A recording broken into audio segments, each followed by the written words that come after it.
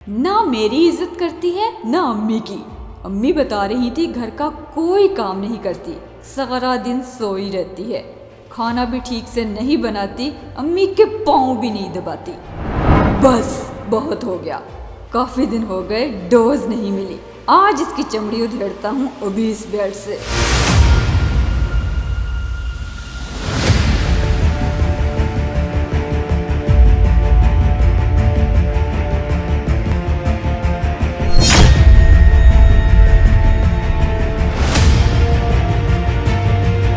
अरे असलम भाई आए हुए हैं, भाई असलम।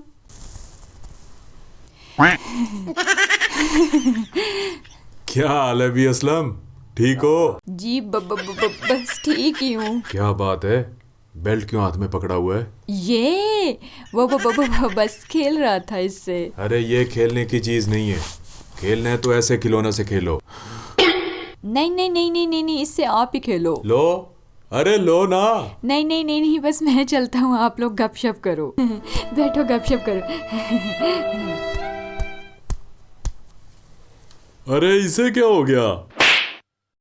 ये गुस्सा भी बड़ा सियाना होता है, हमेशा कमजोर पे ही आता है। अपने जैसे या अपने से ताकतवर को देखकर फौरन उड़नछू हो जाता है। घरों में बहुरानी से एक छोटी सी गलती हुई नहीं कि इनका वॉल्यूम ऊंचा होते देर नहीं लगती, नाक फूलने लगता है, भवें सुकड़ जाती हैं और आस्तीनें चढ़ जाती हैं और चीख चीख कर इसे ऐसे डांट रहे होते हैं गोया पूरा आसमान सर पर उठाया हो। लफ्जों के तीर, बीवी को कोसना, उसके खानदान को गालियां देना, उसकी माँ को और तरबियत को बुरा कहना, जैसे खुद मूलिया खानदान का सपूत हो। अरे तुम भी उसके जैसे ही हो जिससे तुम्हारी शादी हुई है। अगर तुम्हारा हसब नसब इतना ऊंचा है तो तुम फिर उस बिचारी को ब्याह कर क्यों घर लाए? तब तो बड़े ढोल ढमक्के, तूतियां बाजे और गोले बजाते गए थे उसे लेने। अब क्या हो गया, दूध से मक्खी निकल आई क्या? कितना के बड़ा पाप कर लिया है तुम्हारी बीवी ने। कोई एटम बम के राज बेच दिए हैं क्या किसी दूसरे मुल्क को? सारी लड़ाई की जड़ ये बिला वजह का गुस्सा ही है जो बड़ा सियाना होता है। ये मेरी ससुराल सीरीज की चौथी वीडियो है। पहली 3 वीडियोस आप लोग देख चुके हैं। आपने मेरी कोशिश को इतना सराहा, उसके लिए थैंक्स। अगर मेरी बातों में से कोई एक बात भी आपका घर बना दे तो ये मेरे लिए बहुत फख्र की बात होगी। मेरे पैसे तो लास्ट वीडियो के नीचे एक कमेंट ने ही पूरे कर दिए थे, जिसमें मेरी एक बहन ने लिखा कि आप ही अभी अभी अपने हस्बैंड से लड़के बैठी थी, आपकी वीडियो देखी तो सॉरी बोलकर फौरन सुलह कर ली। यकीन जाने कि मैंने अपने आप को बड़ा ही ब्लेस्ड फील किया। खैर जी, आज हम डिस्कस करेंगे मियाँ बीवी की लड़ाई की कॉमन वजूहात मर्द की तरफ से और बीवियों को इनसे बचने के लिए किन बातों का ख्याल रखना जरूरी है। मैंने चुन चुनकर ऐसी 14 वजूहात चूज की हैं जो कि बहुत कॉमन है और आपको यहाँ स्क्रीन पर भी दिख रही होंगी। उनमें से 7 वजूहात मैं इस वीडियो में डिस्कस करूंगी और बाकी 7 अगली वीडियो में, ताकि ये वीडियो ज्यादा लंबी ना हो जाए। खैर जी, आपने वीडियो को लाइक अभी के अभी कर देना है। मुझे पता है कि आप वीडियो देखने के चक्कर में हमेशा भूल जाते हैं। करें लाइक, जल्दी करें जल्दी, ताकि वीडियो शुरू करें। कर दिया? फिर ठीक है, तो चलिए स्टार्ट करते हैं। सबसे पहली और बड़ी वजह है कि शोहर पैसे नहीं देता। ये प्रॉब्लम शादी के पहले महीने भी शुरू हो सकती है और शादीशुदा पूरी लाइफ में ये बात किसी भी वक्त लड़ाई की बुनियाद बन सकती है। तो ये बात हस्बैंड साहिबान को खूब समझ लेनी चाहिए कि आप अमीर हैं या गरीब, अपनी बीवी को उसकी जरूरत का खर्चा देना उसकी बुनियादी जरूरत है, चाहे वो कम हो या ज्यादा। चाहे लाख आप कहते रहो कि तुम्हें पैसों की क्या जरूरत है, तुमने पैसों का क्या करना है, जो कुछ तुम कहती हो वो हर चीज तो तुम्हें ला कर देता हूँ। ओ भाई, उसे चीजों के साथ साथ पैसों की भी जरूरत होती है, चाहे कम दो लेकिन दो रेगुलरली। वो अब आपकी मर्जी है कि आप उसे डेली दो, वीकली दो या फिर मंथली। जाहिर है कमाने उसे हम नहीं देते, वहाँ हमें गैरत याद आ जाती है, तो घर बैठे को कुछ ना कुछ तो दो ताकि वो भी जोड़ जमा करके घर चलाना सीखे। क्योंकि अक्सर देखने में ये चीज आई है कि शादी को तो 20 साल हो चुके हैं बट आज तक बीवी को कुछ नहीं दिया। घर में सब्जी ला कर दे देना और राशन प्रोवाइड कर देना काफी नहीं होता, क्योंकि पैसों की आजकल किसे जरूरत नहीं है। बच्चे भी अपना जेब खर्च लेकर ही स्कूल जाते हैं। फकीर के पास से गुजरे तो वो भी पैसों की खातिर आपके पीछे पड़ जाता है। सो बीवी के दिल में अपने खिलाफ नेगेटिव थॉट से बचने के लिए उसका ये बुनियादी हक भी अदा करें। अगर उसे पैसे खर्चने की सेंस नहीं है और वो फजूल खर्ची करती है तो एक दो दफा करने दे, बाद में समझ जाएगी। सो बीवी को पैसे जरूर दीजिए ताकि वो भी ज़ारा ब्यूटी का फेशियल खरीद कर बन सके आपके लिए गोरी गोरी। इट्स अ ह्यूज रिकॉर्ड के इस फेशियल पर 5000 से ज्यादा लोगों के पॉजिटिव रिव्यूज हैं इतने कम अरसे में। अगर आपने अभी तक यूज नहीं किया तो क्या कर रही हैं? जाइए जल्दी से स्क्रीन पर शो होने वाली वेबसाइट या व्हाट्सएप नंबर पर कांटेक्ट कीजिए और डिस्काउंट से फायदा उठाइए। डिस्काउंट कोड है MM5। दूसरी लड़ाई की वजह बनती है मियाँ बीवी की आपस में ज्यादा फ्रैंकनेस। मतलब दोनों जरूरत से ज्यादा ही फ्रैंक हैं, तो दोनों को अपनी अपनी लिमिट्स का ख्याल रखना चाहिए, क्योंकि यही फ्रैंकनेस कब बदतमीजी में तब्दील हो जाती है पता ही नहीं चलता। हंसते खेलते लतीफे सुनाते अचानक से एक दूसरे पर चिल्लाने लगते हैं और मर्द की तरफ से हमेशा एक ही बात सुनने को मिलती है, बहुत बदतमीज हो गई हो, जरा तमीज नहीं है तुम्हें। और बीवी हक्की बक्की हैरानी से मुंह तकती रह जाती है। सो बहुत ज्यादा फ्री होने की भी जरूरत नहीं है। तीसरी लड़ाई की वजह भी फ्रैंकनेस से ही जुड़ी हुई है कि दोनों के दरमियान में बहुत अच्छी अंडरस्टैंडिंग हो चुकी है। राजो न्याज की भी खूब बातें होती हैं। इन्हीं बातों के बीच में एक बड़ा ही भोंडा सा सवाल जो कि मर्द की तरफ से अक्सर पूछा जाता है कि बेगम, शादी से पहले कहीं तुम्हारा कुछ छोटा मोटा अफेयर तो नहीं था? अब भी थोड़ा सा शर्माती है, घबराती है, लेकिन शोहर की पुरएतमाद बातों में आकर और उसके इसरार करने पर, या फिर यूं कह लीजिए कि अपनी जान छुड़वाने के लिए अपनी कोई पुरानी लव स्टोरी सुना ही देती है, या कहती है फला कजन मुझे पसंद था, अच्छा लगता था। बस फिर इतना बताने की देरी होती है, मियाँ जी के तेवर बदलने लगते हैं, गैरत जाग उठती है, मूड चेंज हो जाता है और वो परे मुंह करके सो जाते हैं। और फिर बीवी मनाने लगती है, नहीं नहीं ऐसी कोई भी बात नहीं है, ओहो आपने पूछा तो मैंने जस्ट बता दिया।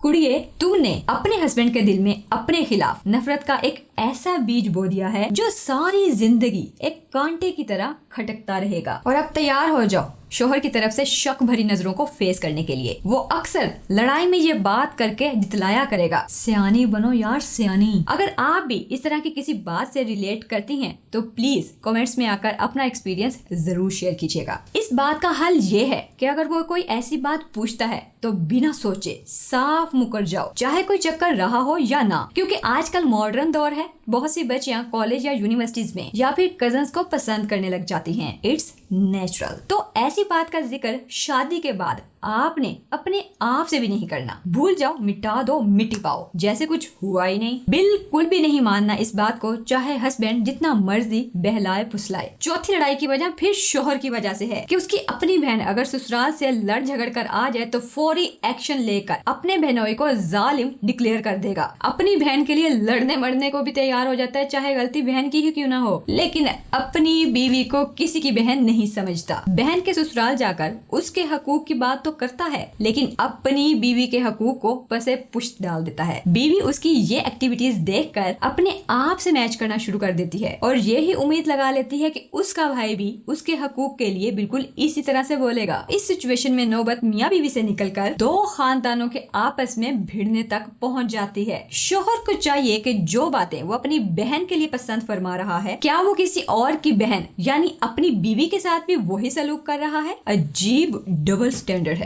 पांचवी वजह भी बहुत अहम और सेंसिटिव सी है एंड आई एम श्योर कि YouTube पर आकर इस तरह से कोई भी बयान नहीं करेगा। ये भी दूसरे रीजंस की तरह बीवी के दिल में अटक जाती है और एक आतिश फिशां की तरह पकने लगती है। वो ये है कि वो अपनी बीवी को इम्प्रेस करने के लिए अपनी पुरानी लव स्टोरियां सुनाना शुरू कर देता है कि वो हल्ले की फलां लड़की भी मुझ पर मरती थी और मेरी फलां कजन ने भी मुझे प्रपोज किया था और तुम्हारे साथ शादी से पहले तो मेरे लिए रिश्तों की लाइनें लगी हुई थी। फलां घर से भी रिश्ता आ रहा था, फलां तरफ से भी शादी की ऑफर थी। उनमें से कुछ सच होता है और ज्यादातर झूठ। मियाँ जी लंबी लंबी फेंक कर काफी महजूज हो रहे होते हैं। फिर वक्त तो बीवी भी ये बातें सुनकर शायद खामोश हो जाए, लेकिन वो सारे ख्याली किरदार जो मियाँ जी ने बयान किए थे वो उसके दिल में किसी मोबाइल नंबर की तरह सेव हो जाते हैं और जब कभी उन्हीं किरदारों के साथ बीवी की हकीकत में मुलाकात होती है तो बीवी की उनके साथ जनाबे वाला 1 मिनट नहीं बनती और ना ही उनकी मौजूदगी अपने घर में बर्दाश्त करती है और शोहर से शदीद किस्म का इसरार करती है कि इन्हें जल्दी से चलता करो। और मियाँ जी के पास उस वक्त बीवी पर गुस्सा होने के अलावा और कोई रास्ता नहीं होता। लड़ाई की छठी वजह भी